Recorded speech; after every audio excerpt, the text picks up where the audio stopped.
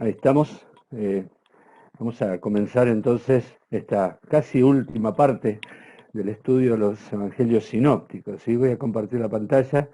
El otro día hubo un hermano que se quedó con ganas de hacer una pregunta. Así que cuando tengan alguna pregunta, interrúmpanme, qué sé yo no los puedo ver por el WhatsApp porque estoy viendo la proyección del el Power, pero no tengan ningún problema en interrumpirme y si podemos la contestamos y si no la dejamos para la próxima. Estamos estudiando los evangelios sinópticos y el evangelio... perdón, falta una parte. Ahora sí. Los evangelios sinópticos son, nos reflejan al Señor Jesucristo desde diferentes ópticas. Sinopsis quiere decir visión de conjunto. ¿Sí? Los evangelistas son Mateo, Marcos y Lucas, y ellos hacen como un resumen de la vida del Señor Jesucristo. Algunos comienzan antes del nacimiento, otros, como Marcos, comienzan con el Señor Jesucristo ya grande, ¿sí? Sirviendo o empezando su ministerio. Algunos dan un prólogo, como Lucas, y una presentación. Y, bueno, ustedes ya hemos visto que Mateo lo presenta al Señor Jesucristo como rey, Marcos lo presenta como siervo, y Lucas lo presenta como el Hijo del Hombre, como el hombre. Y se diferencian bastante de Juan, que lo presenta como el Hijo de Dios y que le da una perspectiva totalmente diferente, y si Dios quiere, más adelante vamos a estudiar el Evangelio de Juan. Sí, pero estudiar los Evangelios sinópticos es estudiar la vida y la obra y la muerte y la resurrección del Señor Jesucristo, y tratar de entender algunas cosas que por ahí están en la Biblia y quizás no las pudimos entender mucho, pero hoy podemos quizás adoptarlas como herramientas que me ayuden a mí en mi estudio personal. Lo último que vimos fue el ministerio del Señor Jesús. Recordamos muy rápidamente, lo dividimos de dos formas, o lo dividimos en el ministerio en Judea, que duró 8 meses aproximadamente, donde él estaba predicando y bautizando junto con Juan el Bautista, o luego el ministerio en Galilea, que duró unos 22 meses, cuando él se traslada más que nada a la zona norte del país, y finalmente los últimos 6 meses el ministerio en Perea, ¿sí? Que es donde bautizaba Juan en el comienzo. Otra forma de estudiarla es con la regla de Juan el Bautista. Ustedes cuando vean que Juan está predicando, ese es el primer año del Señor Jesús, que lo llamamos año de preparación. Cuando Juan fue encarcelado, el Señor está en su segundo año, menguó Juan y el Señor subió mucho en popularidad y fama, y todo el mundo iba atrás de él. Y cuando Juan murió, a partir de eso el Señor comienza el último año, que es el año de oposición, que termina con la Semana de Pasión. La Semana de Pasión es lo que vamos a ver hoy. Y también lo que vimos aparte de esto son las enseñanzas del Señor como maestro, que Él enseñaba de una manera diferente a los fariseos, a los escribas, porque Él era el modelo y la personificación de la verdad. Vimos los 5 discursos de Mateo, los grandes discursos, vimos algunos de ellos, y finalmente dijimos que el Señor tuvo sermones, como el del Sermón del Monte, sermones escatológicos, que son los del fin de la época, ¿sí? Como Mateo capítulo 24 y 25, vimos las parábolas del Señor, vimos los milagros del Señor, y que de todo esto lo más importante son las enseñanzas del Señor Jesucristo, porque ellos los milagros, si bien no los podían refutar, lo que no podían era contradecir las palabras del Señor Jesús. Hoy vamos a estudiar ya juicio, crucifixión y muerte del Señor Jesucristo. ¿Sí? Vamos a estudiar esta semana, esta última semana, ¿sí? De este semestre, en el cual el Señor Jesucristo concluye, yendo a la última fiesta de la Pascua, a la última fiesta de la Pascua, donde Él iba a ser sacrificado, ya no típicamente como los corderos que murieron durante muchos años, sino Él personalmente iba a ofrecer su vida como el Cordero sin mancha que quita el pecado del mundo, el Cordero de Dios que quita el pecado del mundo. Así que vamos a empezar a estudiar esta semana a la cual le llamamos la Semana de Pasión. Los judíos en general esperaban un Mesías que fuera un libertador político. Sí, eso estaba metido en la mente de todos. Cuando el Señor Jesucristo aparece, el entusiasmo y el fervor tenían que ver con esto, porque el Señor Jesucristo comenzó a manifestarse, digamos, como aquel que parecía ser el que los iba a liberar. Pero eso figuraba en la mente de las personas, no en el Señor Jesucristo. El Señor Jesucristo siempre tuvo muy en claro a qué venía, cuál era su misión. Y al llegar a la última parte de este ministerio público, en el último semestre, el Señor ya les empezó a decir a los discípulos y les iba diciendo, vamos a Jerusalén y aquí el Hijo del Hombre será entregado a los principales sacerdotes, a los escribas, lo condenarán a muerte y le entregarán a los gentiles para que le escarnezcan, le azoten y le crucifiquen. Mateo capítulo 20, 17 en adelante. Así que el Señor Jesucristo tenía muy en clara su misión y los discípulos y la familia de Jesús no habían entendido, los discípulos tampoco habían entendido muchas de las cosas y los acontecimientos de la última semana se precipitan de tal manera que pareciera que los toma de sorpresa, ¿sí? A ellos, si bien venían siendo preparados por el Señor, es como que no terminaban de digerirla, no terminaban de aceptarlo, para ellos era una situación muy lejana, no terminaban de aceptarlo. Pero la historia, vamos a ver hoy, se desenlaza rápidamente, y esos días, esos 6 días o 7 días, dejaron una impresión en los apóstoles, en los discípulos del Señor, una impresión muy vívida.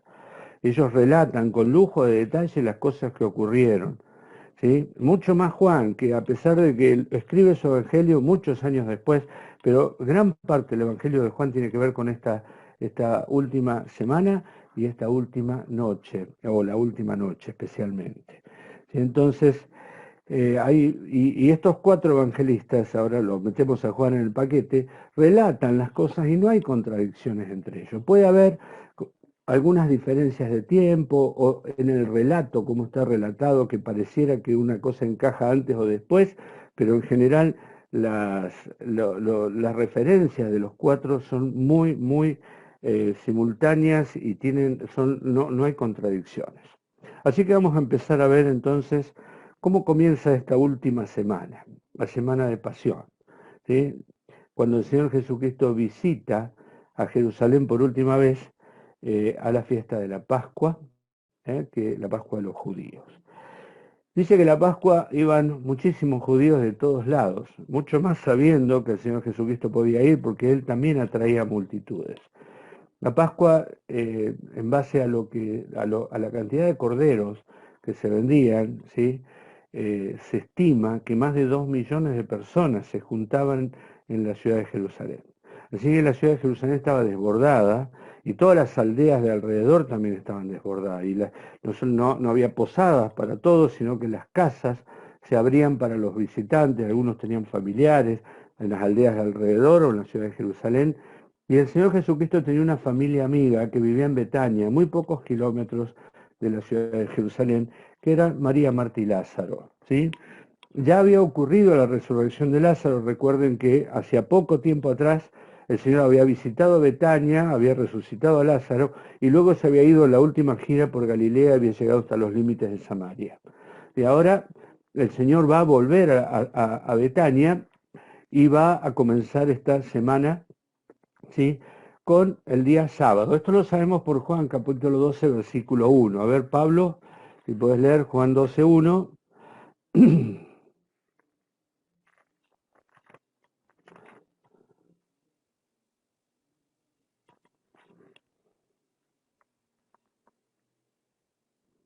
No te escuchamos, Pablo.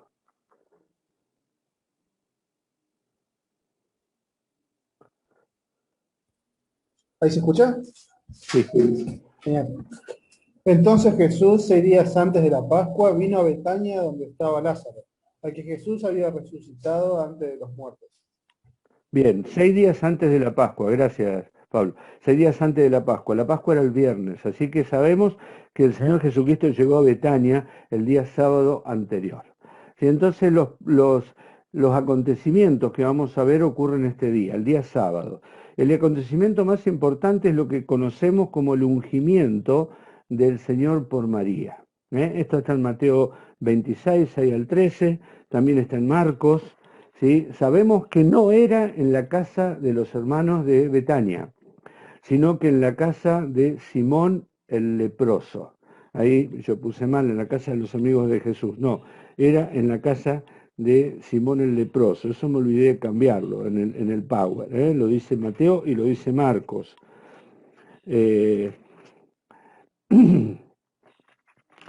Marcos capítulo...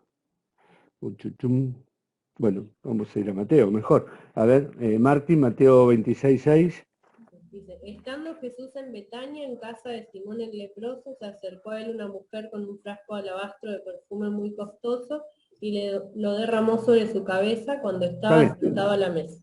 Ahí estamos. ¿Sí? Esto ocurre entonces, todos recordamos el episodio, no es la primera vez que una mujer unge al Señor Jesucristo, hay otro ungimiento, era el de la mujer pecadora, pero eso es un acontecimiento aparte. ¿Sí?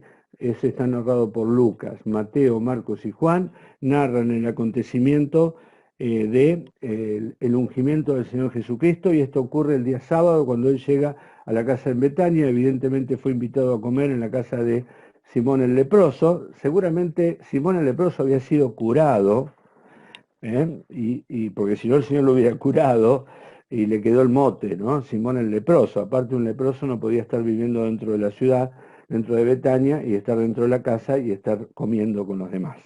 Así que allí tenemos el ungimiento del Señor Jesucristo con María, tenemos el pensamiento, más que el pensamiento, la discusión entre varios, no solamente Judas, aunque uno de los evangelistas dice que fue Judas, Marcos creo que dice que era varios de sus discípulos, dijeron, qué pérdida de dinero, ¿sí? Pero Judas lo decía porque él era ladrón y quitaba de la bolsa, entonces él no era que le interesaban los pobres, sino que él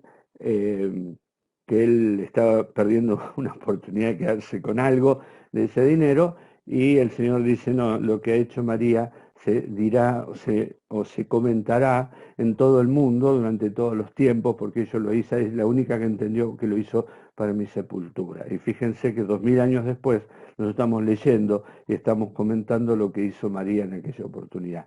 ¿Sí? Allí está, dice Mateo, creo que dice que ungió la cabeza, y Juan dice que ungió los pies, no importa.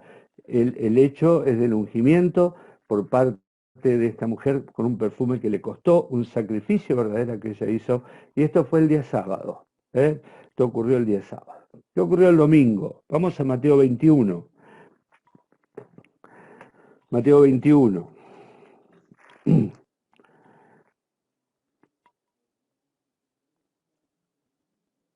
Jenny, ¿puede ser?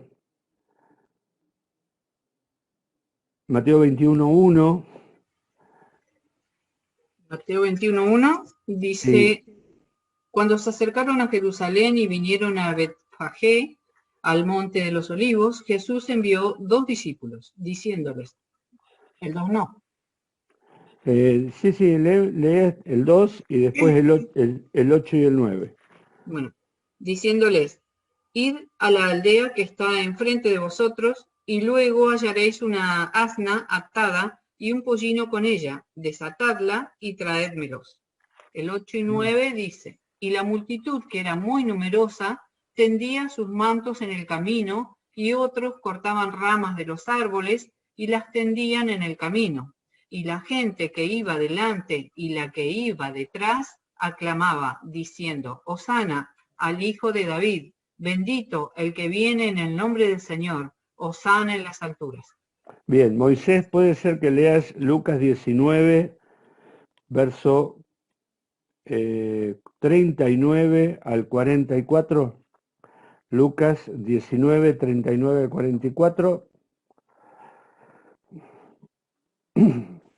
Bien, Lucas 19, 39. Entonces algunos de los fariseos de entre la multitud le dijeron, Maestro, reprende a tus discípulos. Él respondiendo les dijo, os digo que si estos callaran, las piedras clamarían. Y cuando llegó cerca de la ciudad, al verla, lloró sobre ella, diciendo, oh, si también tú conocieseis, a lo menos en este tu día, lo que es para tu paz, mas ahora está encubierto de tus ojos, porque vendrán días sobre ti, cuando tus enemigos te rodearán con vallado, y te sitiarán, y por todas partes te estrecharán, y te derribarán a tierra, y a tus hijos dentro de ti, y no dejarán en ti piedra sobre piedra, por cuanto no conociste el tiempo de tu visitación. Bien, muchas gracias. Este episodio, que lo nombran los 4 evangelistas, es realmente un episodio profundamente mesiánico. Ellos tendrían que haber reconocido lo que estaba ocurriendo ese día.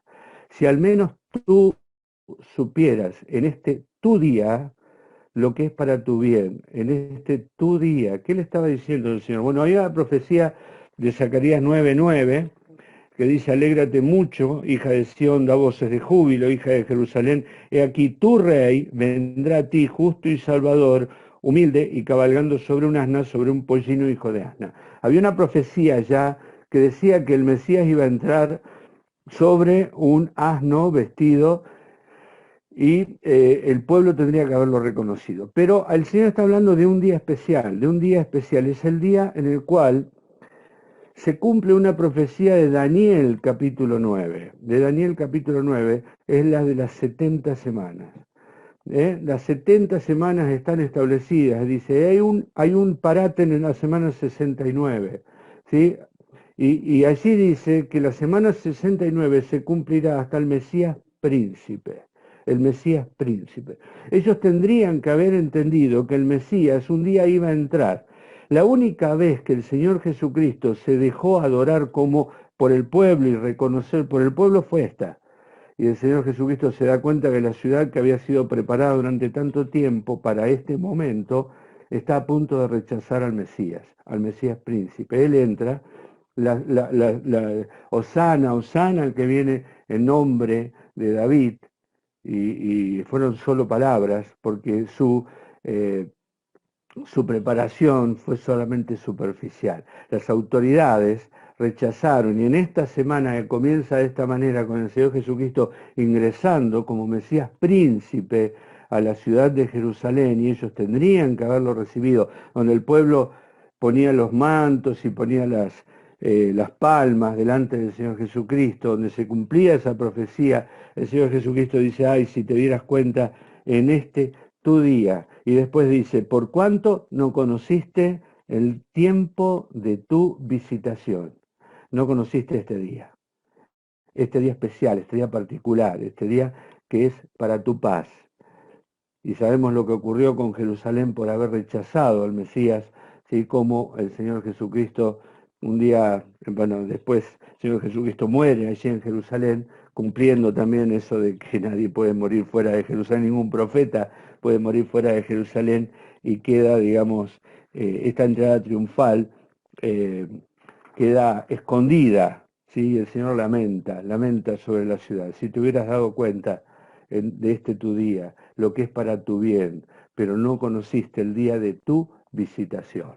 Esto fue el día domingo, y aparentemente esto, porque algunos evangelios pareciera que inmediatamente el Señor limpia el templo, pero inmediatamente el Señor dice en Marcos 11:11 se vuelve a Betania. Y al día siguiente, el día lunes, vamos a ver entonces, el día lunes, el Señor Jesucristo maldice la higuera y purifica por segunda vez el templo. La maldición de la higuera está en Mateo 21:12. Voy a pedir a Marina, ¿puede ser? Mateo 21:12. 21:12. Y entró Jesús en el templo de Dios y echó Perdón. No, esa no es la maldición de la higuera, sino el templo. Ahí me equivoqué yo con la... ya lo voy a encontrar. 21:19. 21:18 y 19. Por la mañana, volviendo a la ciudad, tuvo hambre, y viendo una higuera cerca del camino, vino a ella, y no halló nada en ella, sino hojas solamente, y le dijo: nunca jamás nazca de ti fruto. Y luego se secó la higuera. Bien, otro evangelista, gracias Marina, otro evangelista dice que la higuera, ellos se dieron cuenta que la higuera estaba seca ya al día siguiente. Sí, este es el único milagro que hizo el Señor de juicio. Cuando hizo milagro fue para ayudar, para bendecir, para, eh, para curar, pero el único milagro de juicio es el que hizo el Señor con la higuera, antes de purificar el templo. Y ellos la vieron al día siguiente, según Marcos 11:20, la vieron ellos seca al día siguiente. Ahora, también dice la Biblia que no era tiempo de higos. no era época de higos, porque los higos suelen salir en mayo y todavía no estábamos en mayo, estábamos en abril, estábamos en plena llegada a la Pascua. Entonces, si no era época de higos, entonces porque el Señor la maldijo. Bueno, esto dicen algunos comentaristas que las higueras dan fruto antes que hojas. Al menos será esto en Jerusalén. Los higos suelen salir antes que las hojas. Y la presencia de hojas, al menos debería haber tenido higos en ciernes, ya debería tener fruto. Pero lo que el Señor se dio cuenta es que esa higuera era una higuera que no iba a dar fruto. Así que daba una falsa condición de una falsa imagen de una condición real. Así que la higuera no deja de ser para el pueblo de Israel una imagen del pueblo de Israel. La higuera siempre se la considera una imagen del pueblo de Israel en la Biblia. Los judíos que profesaban ser muy religiosos iban a rechazar al Mesías. O sea que era una figura de lo que iba a pasar con el pueblo de Israel. Era una figura porque ellos lo iban a rechazar. Después era como la parábola de la viña, que el viñador la había preparado, y esperaba que diera y no dio nada. Eso también es una figura de Israel. Entonces, la higuera es una figura de lo que estaba por pasar con Israel, porque los judíos que profesaban ser muy religiosos enseñaban a otros la religión. Y era como esta higuera que tenía muchas hojas y simbolizaban una profesión externa, sin embargo estaban a punto de rechazar al Mesías. La segunda cosa que ocurre ese día es la segunda purificación del templo. ¿Sí? Decimos la segunda porque en Juan capítulo 2 hay una primera, que ocurre cuando Juan el Bautista estaba predicando, por lo tanto, el primer año del Señor. Ahora estamos en la última semana del Señor Jesús.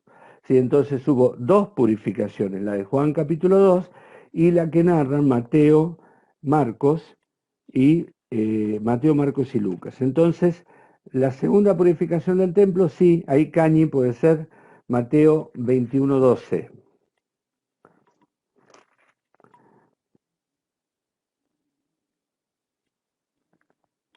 No te escuchamos. Mateo 21:12. Dice, y entró Jesús en el templo de Dios y echó fuera a todos los que vendían y compraban en el templo, y volcó las mesas de los cambistas y las sillas de los que vendían palomas. El 13 también. Y les dijo, escrito está, mi casa, casa de oración, será llamada, mas vosotros la habéis hecho cueva de ladrones. Bien, los que escuchamos el devocional de esta mañana hablaba Alberto del Señor Jesús como el purificador, que purifica no solamente el templo, sino los corazones, ¿verdad? Y a él nos comentaba que toda esta gente que venía de distintos países, eran judíos que venían al templo, traían monedas extranjeras y no podían traer los corderos para ofrecer en el templo. Por lo tanto, el servicio que daba esta gente allí era de cambiarte el dinero por dinero local y de venderte los animales limpios para sacrificar. El asunto que era un negocio de Anás y de Caifás, era un negocio del sumo sacerdote. El Señor ya hace unos años había derramado la mesa de los cambistas y echado. Hay una diferencia entre Juan 2 y el resto, eran que en Juan 2 había otros animales, estaban los bueyes, el ganado, había otras cosas, y en este parece solamente monedas y palomas. Quizás hubo una diferencia, quizás o no, pero el negocio era igual. Así que allí estaba el negocio y el Señor Jesucristo purifica el templo. Y si la higuera fue un símbolo de que el pueblo de Israel debería haber dado frutos frente a la llegada del Mesías, esta purificación del templo también era un símbolo de la purificación que Israel necesitaba desde adentro. El templo era el corazón religioso de Israel, que estaba sucio, y el Señor Jesucristo es aquel que puede purificar, y lo que necesitaba el pueblo era que sea purificado. ¿Sí? Y luego vuelve el Señor nuevamente a Betania. Esto pasa el día lunes. El día martes es un día larguísimo para el Señor, es un día extenuante, ¿sí? Porque todos estos hombres que hacían negocio en el templo, el día martes fueron a encontrarse con el Señor Jesucristo a enfrentarlo.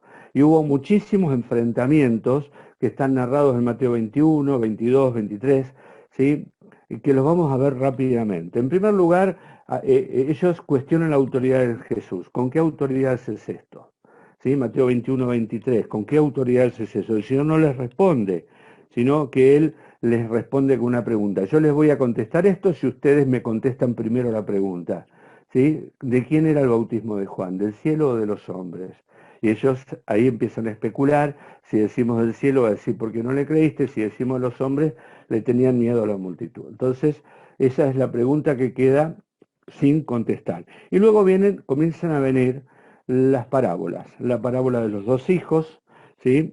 Uno que responde rápidamente, cuando el padre le dice, uno que dice, no voy, pero después fue, y uno que dice, voy, pero después no fue. ¿Se acuerdan la parábola de los dos hijos?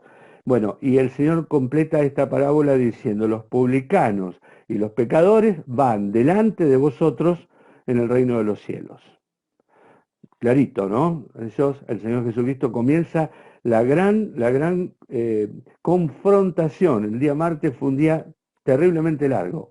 Y entonces ellos reaccionan en el versículo 45 y 46. Carol, si lo puedes leer, Mateo 21, 45 y 46.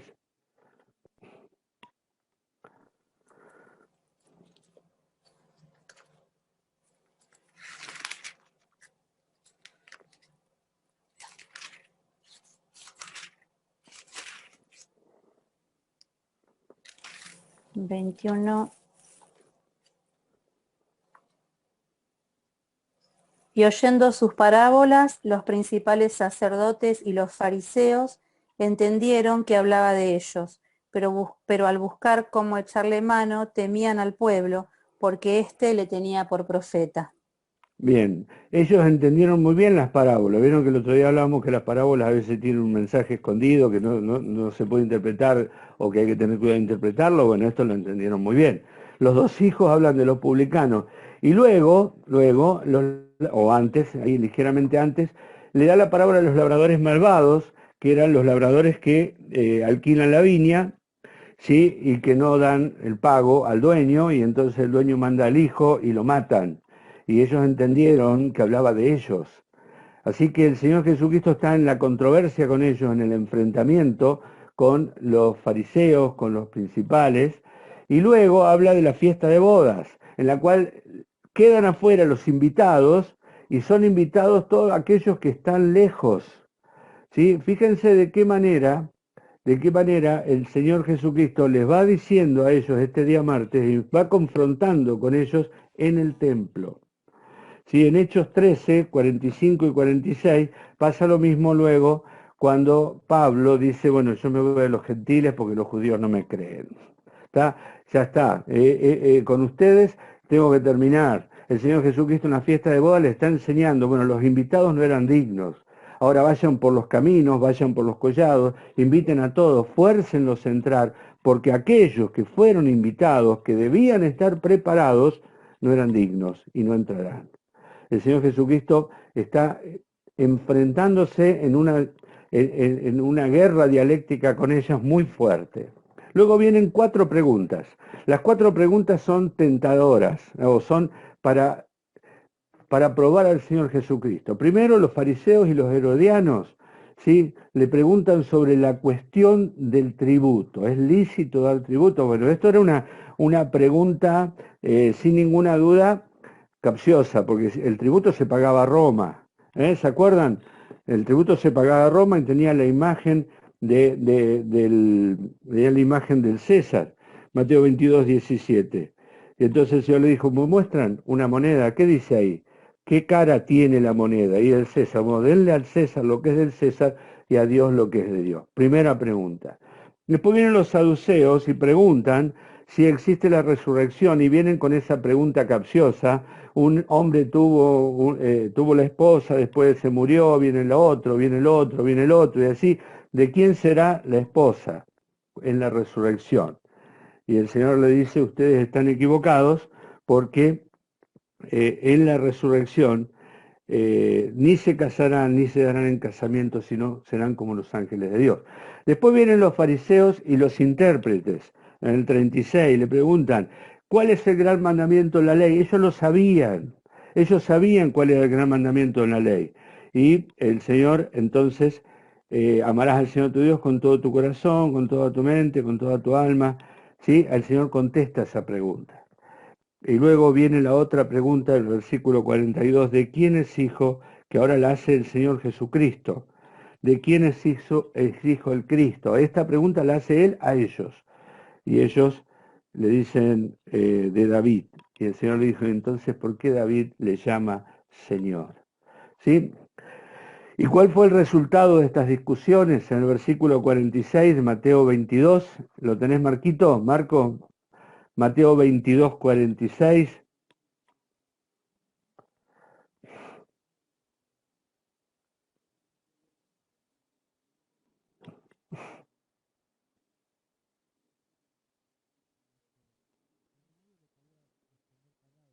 No te escuchamos, Marco. Ahí. Ahí está.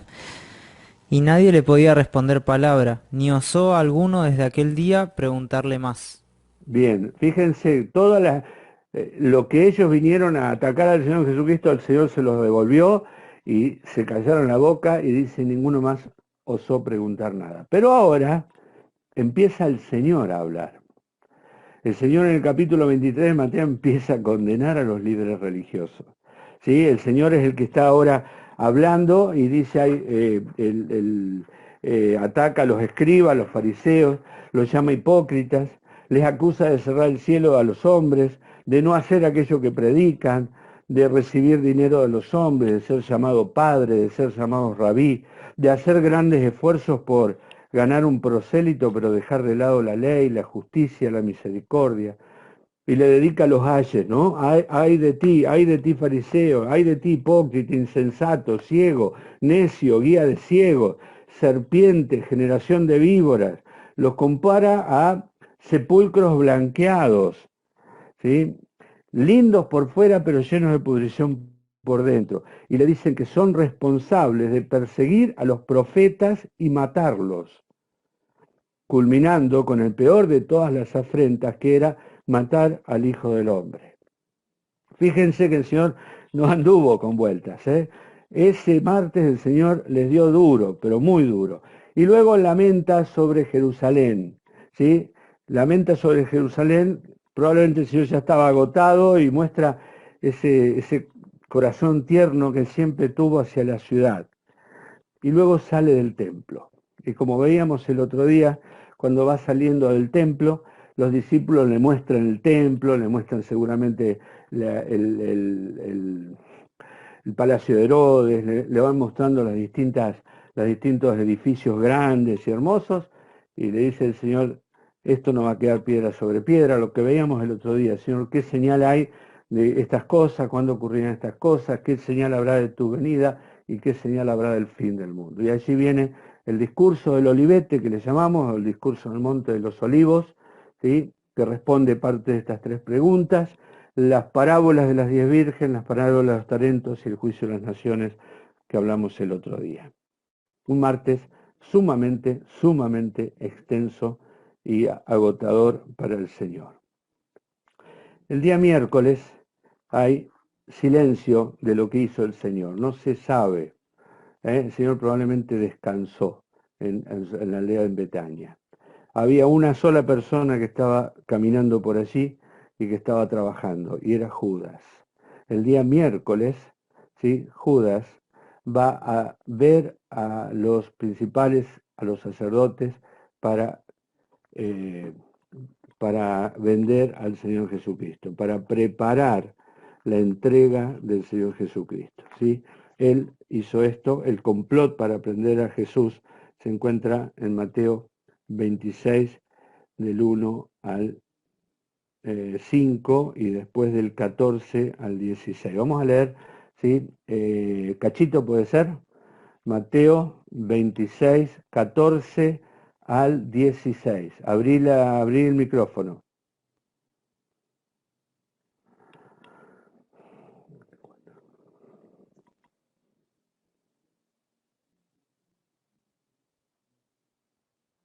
No, no se escucha. Ahí.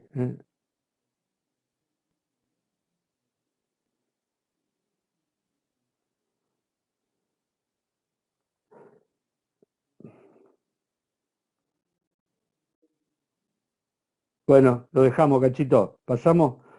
¿Sí? David, ¿puede ser?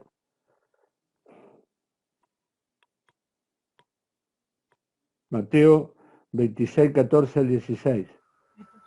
Entonces uno de los 12, que se llamaba Judas Iscariote, fue a los principales sacerdotes y les dijo, ¿qué queréis dar? Y yo os lo entregaré. Y ellos asignaron 30 piezas de plata y desde entonces buscaba oportunidad para entregarlo. Muy bien, gracias David.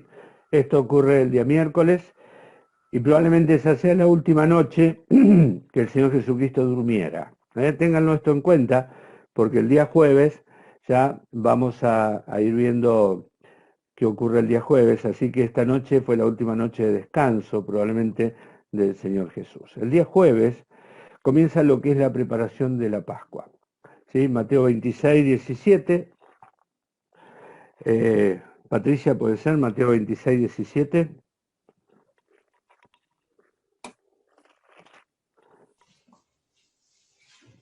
El primer día de la fiesta de los panes sin levadura, vinieron los discípulos a Jesús diciéndole, ¿dónde quieres que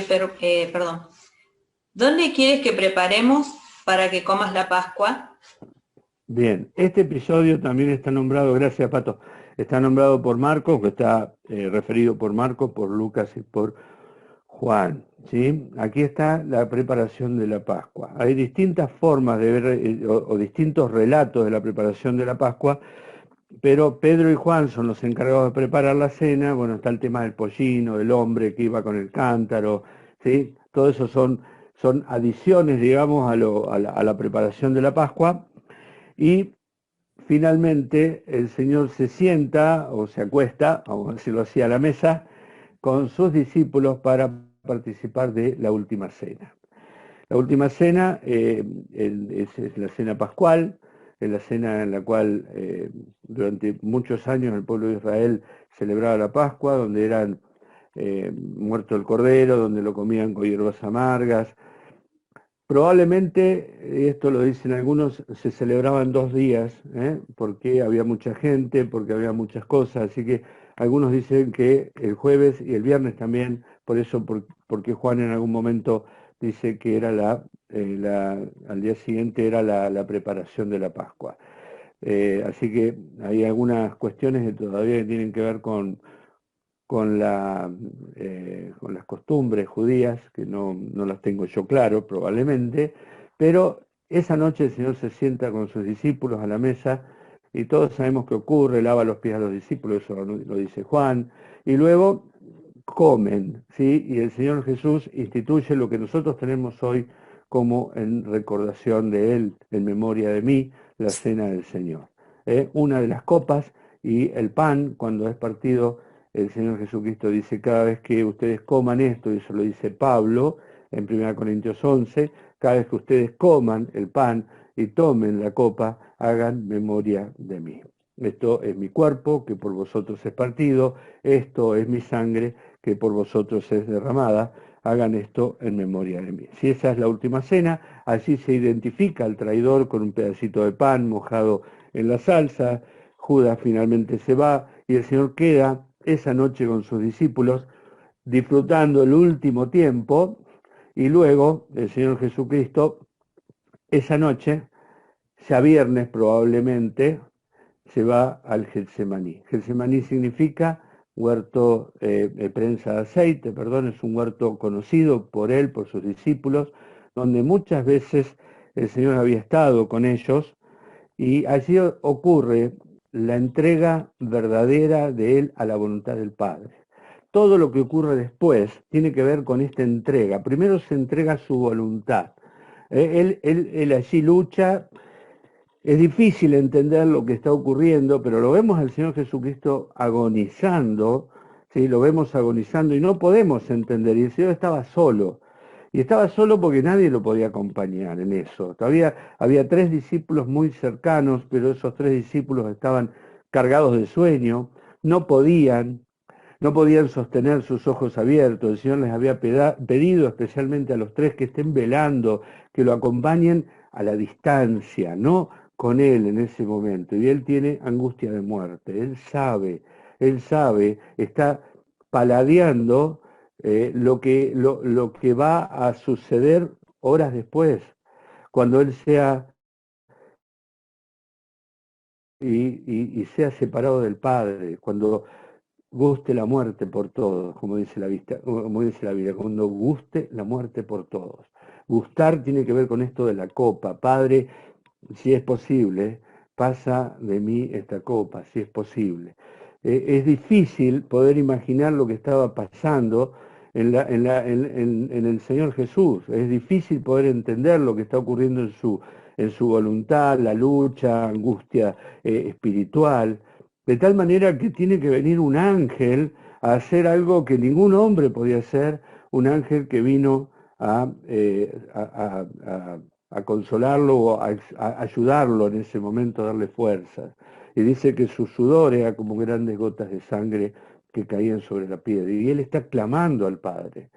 Y de pronto, se hace una paz, de pronto, ¿sí? El Señor se levanta, de pronto cambia todo, de pronto Él se dirige a las personas, a los 3 que estaban allí durmiendo, y le dice, duerman ya y descansen.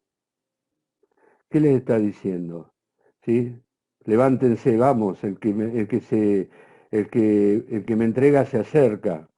No le está hablando del sueño físico. De pronto esa lucha termina. De pronto ese espíritu en conflicto, de pronto descansa. De pronto ya entendió, ahora sí, ya está dispuesto. Y todo lo que viene después tiene que ver con que él ya decidió, entendió y decidió, aceptó completamente la obra que el Padre le estaba encargando. Y le dice a los pobres seres humanos por los cuales estaba luchando, el problema del pecado se soluciona. Yo voy a entregar mi vida por ustedes. Pueden dormir, pueden descansar, ya pueden tener paz ustedes, porque yo voy a la cruz. ¿Sí? Realmente es un episodio profundo. Quizás nosotros muchas veces vemos que la voluntad, que el cuerpo es entregado en la cruz. Sin embargo, aquí es donde ocurre la primera parte de la entrega, donde su mente, donde su espíritu, donde su voluntad se doblega ante la voluntad del Padre y se entrega. Y cuando Él se levanta, ya no hay angustia, ya no hay sudor de sangre, ya no está nervioso, está tranquilo, dice, hay paz, vamos, se acerca el que me entrega. Y el viernes ya, porque probablemente esto de Getsemaní ocurrió el viernes a la madrugada, está la entrega, y podemos leerlo en Mateo 26, 57. Mateo 26, 57, Antito, ¿puede ser?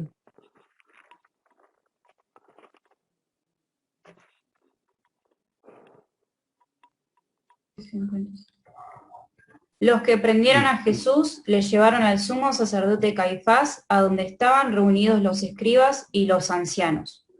Perdón, 47. Después vamos a leer el 57. 47.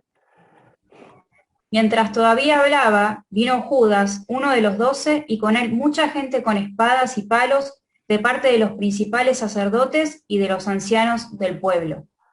Bien, no solamente ellos, sino también, gracias Anto, sino también soldados. Y el Señor, bueno, allí hace el último milagro en beneficio de otros, que es colocar la oreja que Pedro le quita a Malco, el siervo del centurión.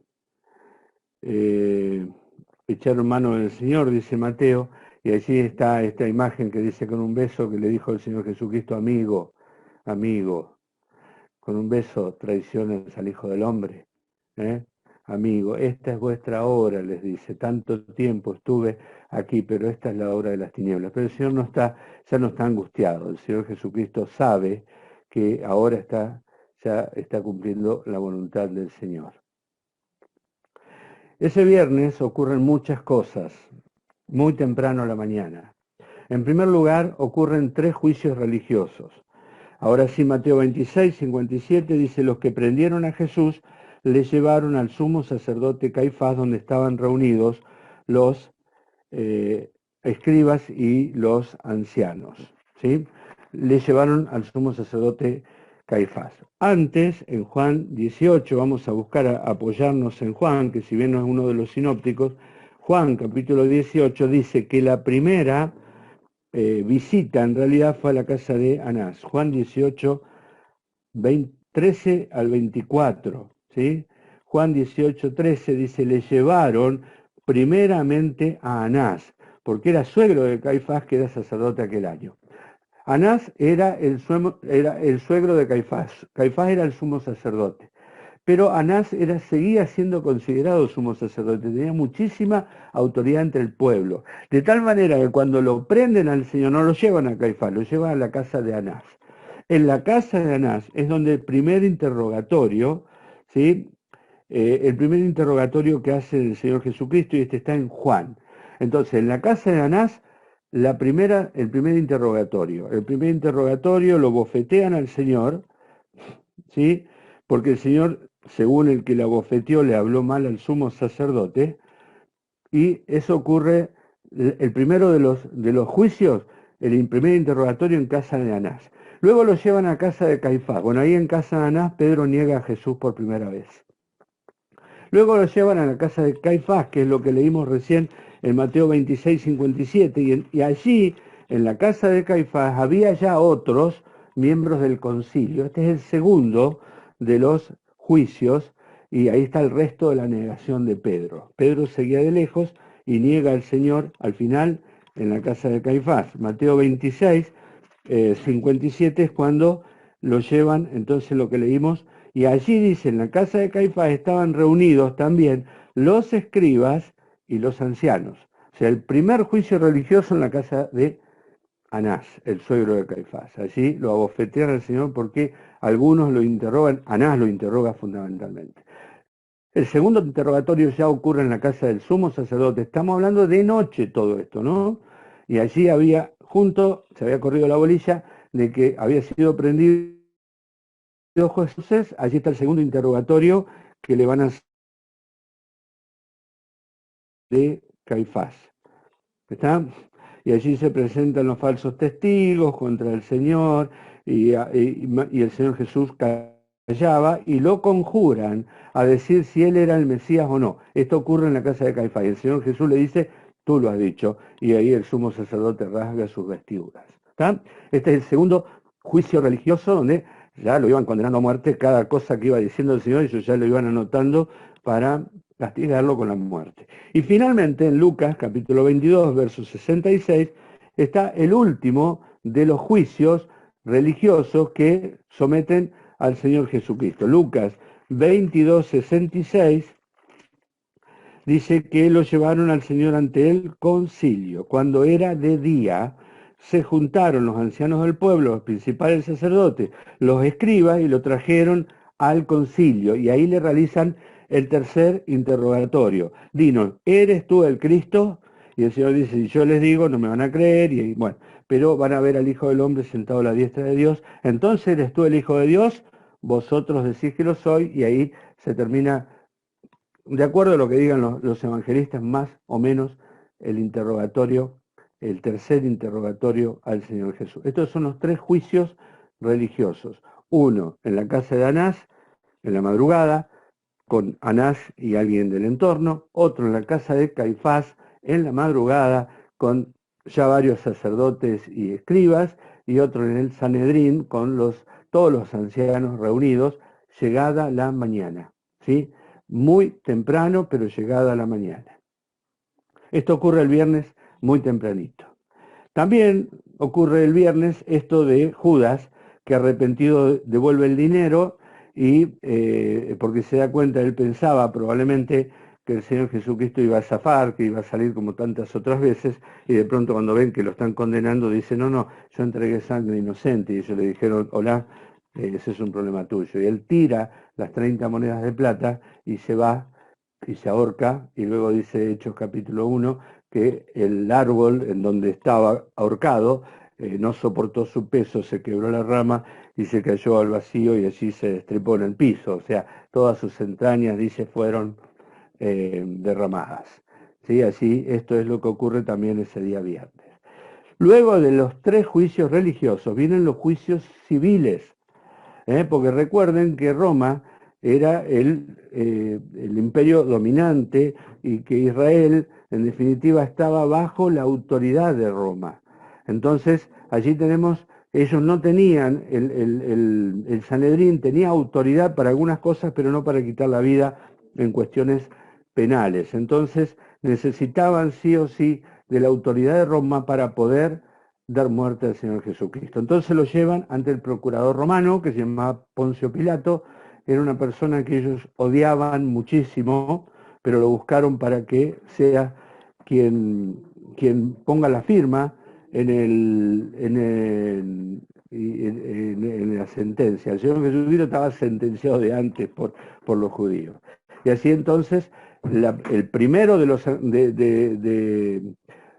estos juicios, o primer interrogatorio, está nombrado en Marcos, por ejemplo, capítulo 15, también lo nombran lo narran, perdón, los otros evangelistas. Allí tenemos a Pilato interrogando al Señor Jesús. ¿Sí? Muy de mañana había tenido consejo los principales sacerdotes, con los ancianos, los escribas y con todo el concilio, llevaron a Jesús atado y le entregaron a Pilato. Y entonces Pilato empieza el interrogatorio. ¿Eres tú el rey de los judíos? Bueno, y ahí está el primer interrogatorio, el primer juicio que tiene con Pilato, probablemente en la Torre de Antonia, que era el lugar de residencia del procurador romano. Y Pilato se dio cuenta que era inocente. Y le dice, él es inocente, sí, pero él está, bueno, ahora vamos a ver de qué lo acusaban, pero dice, desde Galilea hasta acá, él está incitando al pueblo, levantando el pueblo. Ah, Galilea, dice él, pero Galilea, Herodes, quien es el que gobierna Galilea. No soy yo, es Herodes. Y Herodes estaba justo en Jerusalén. Entonces el Señor Jesucristo fue enviado a Herodes para que Herodes lo juzgue al Señor Jesucristo y haga lo que Pilato no quería hacer, firmar la orden de muerte del Señor Jesucristo. Herodes lo interroga, eso está en Lucas 23, y el Señor Jesucristo no le responde palabra. Recuerden que este Herodes es el Herodes que había matado a Juan el Bautista. ¿Sí? Y Herodes interroga al Señor Jesucristo porque quería sacarse las ganas de ver un milagro. Y el Señor Jesucristo no le respondió palabras. Herodes se burló de él y lo mandó de vuelta a Pilato, y Pilato era quien finalmente tenía que tomar la decisión. Entonces, Pilato está en un problema, ¿sí? En un problema político. Le voy a decir así, un problema político, porque Herodes era odiado por los judíos por muchas cosas que él había hecho contra los judíos. Y ahora los judíos le traen a Jesús y le dicen, queremos que firmes la sentencia de muerte, porque si no nosotros vamos a ir y se lo vamos a decir al César. ¿Sí? Herodes había perdido ya parte de su influencia en Roma. Él tenía gente que siempre lo salvaba y ya no la tenía más. Y él no quería perder el puesto. Y Pilato entonces dice, bueno, pero Jesús es inocente, este hombre es inocente. Pero saben, entonces él tiene dentro suyo un problema de conciencia. Y él está luchando con su conciencia porque él sabe que es inocente, pero por otro lado tiene su conveniencia política y las dos están luchando. Y los judíos que están presionando. Y entonces Herodes dice, lo voy a azotar. Lo voy a azotar. Y azotarlo también era injusticia. Si matarlo era injusticia, azotarlo también. Si Jesús era inocente, ¿por qué azotarlo? Y entonces cuando los judíos se dan cuenta, digamos, de que el Señor Jesús, que Herodes había perdido la batalla con la conciencia, lo llevan y lo arrastran hasta el final. ¿Qué fue lo que lo convenció? Juan 19:12. A ver, Juan 19:12. ¿Quién puede leerlo? Cañi, vamos, Juan 19:12, ¿puede ser?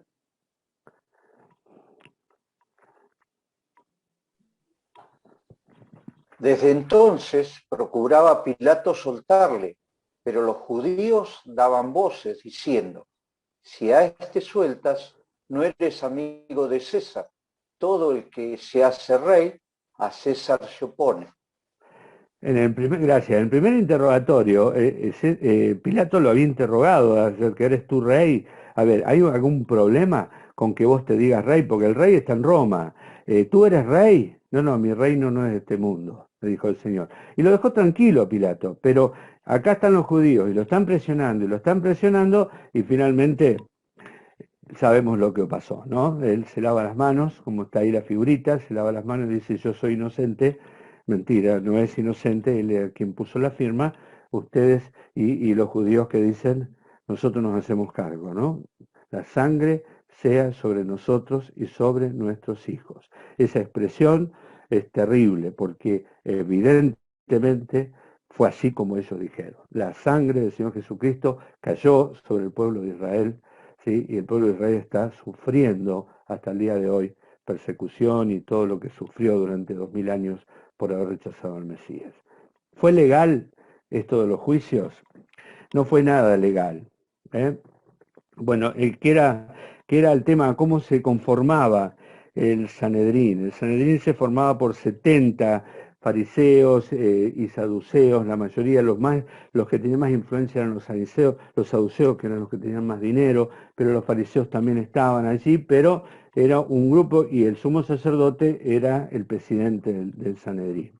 Así que ellos juzgaban sobre muchas cosas, pero tanto los fariseos como los saduceos, todos eran hostiles al Señor Jesucristo. Así que el Señor iba a ser juzgado por un tribunal hostil, de entrada nada más. El concilio podía tener jurisdicción sobre gran variedad de asuntos. Ellos mismos tenían guardias, tenían oficiales, ellos podían poner a la gente presa, tenían ciertas libertades de juzgar en lo civil y también en lo penal. Lo que no podían, porque se acuerdan que a Pedro y a Juan los pusieron presos, los judíos lo pusieron preso, no fueron los romanos. O sea, ellos tenían autoridad para juzgar algunas cosas y los romanos no interferían en eso. Entonces, realmente ellos tenían autoridad para juzgar, pero no tenían autoridad para la pena capital, excepto una ofensa grave al templo. Si había una ofensa grave al templo, como ellos consideraron que fue lo de Esteban, ellos matan a la persona y el procurador romano firma después.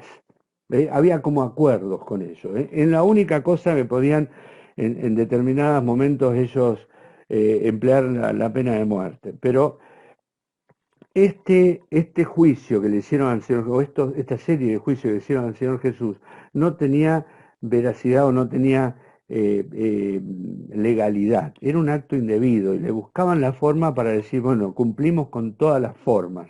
Pero en realidad ellos, que pretendían cumplir con las normas, dejaron de lado todas las mismas normas que ellos habían dicho. En primer lugar, la acusación, ¿de qué se lo acusaba al Señor? Se lo acusaba de cosas muy, muy, muy, muy raras. Encontramos, dice, la primera frase, dice, hemos hallado que pervierte a la nación. No sé qué significa esto. No lo explicaron en ningún momento, ¿sí? Pervierte a la nación. La segunda parte es distinta, dice, prohíbe dar tributo al César, diciendo que él mismo es el Cristo. Tampoco es cierto, el Señor nunca enseñó, ¿sí?, que esto. Y Pilato examina cuidadosamente el caso y decide no, lo vamos a absolver. Bueno, no, pero alborota al pueblo enseñando por toda Judea desde Galilea hasta aquí. Por eso el Señor es enviado a Pilato. Entonces la acusación ya de por sí no era demasiado clara. ¿Por qué razón lo llevan a Pilato? Porque Pilato lo tenía que dar, tenía que firmar la sentencia de muerte. Podemos decir que este juicio fue una mera parodia. El destino del Señor ya había sido decidido de antemano. La acusación era muy confusa y la ley, si había un imperio que tenía una ley muy clara, era el imperio romano. Digamos, las leyes, ¿sí?, romanas son base todavía al día de hoy de las leyes nuestras. Lamentablemente no vamos a poder terminar. Yo creí que íbamos a poder terminar, pero vamos a seguir un poquito la semana que viene.